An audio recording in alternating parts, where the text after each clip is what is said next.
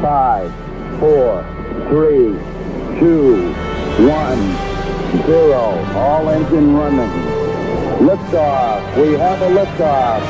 This is About Space, America's return to space, with news and information on our U.S. space program. Is your host of About Space, David Denault. I want some red roses for a blue lady.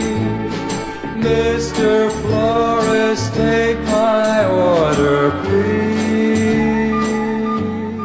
And I hope you bought some red roses for your sweetheart for Valentine's Day.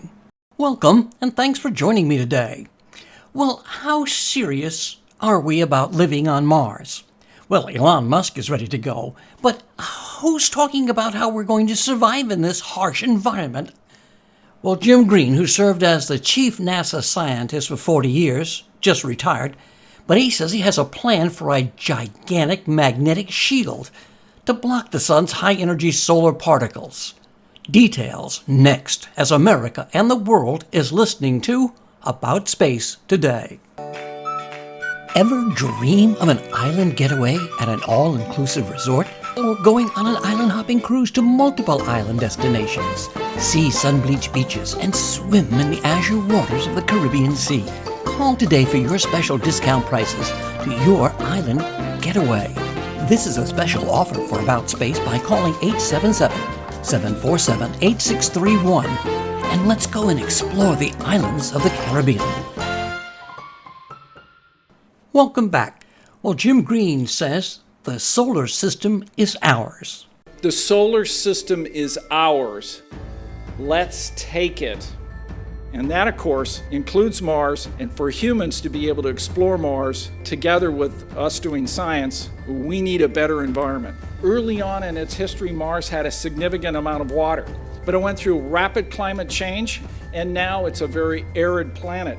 The solar wind, after Mars perhaps lost its magnetic field early on in its history, has been pounding Mars.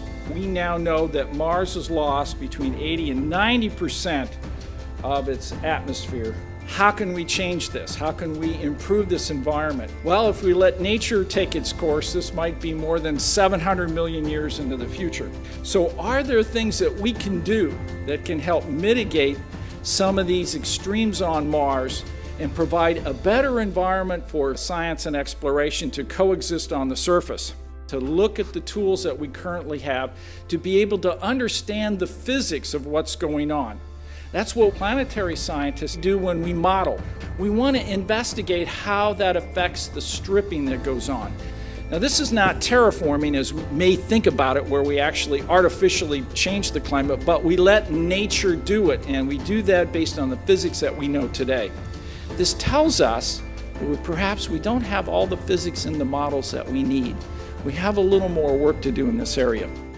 Green says a protective shield would stop the sun from stripping Mars' atmosphere, allowing the planet to create a human-friendly climate. Mars is the planet that's most like us. It has the ability to sustain life more like us in an easier manner. It just has so many advantages to it that my overwhelming vote would be let's point all our efforts to be able to go and live and work on Mars. And we do that, once again, by first learning to do that on the moon before we go to Mars. That buys down our risk. That makes complete sense.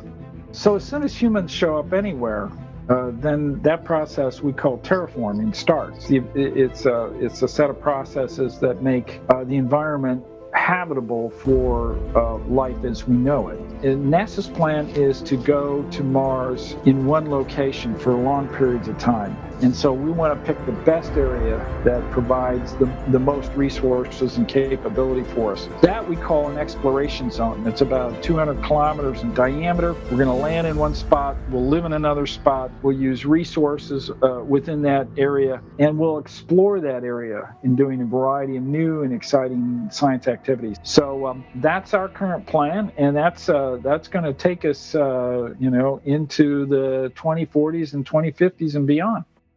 So, are you sold on living on Mars? I gotta think about that, and of course the alternative.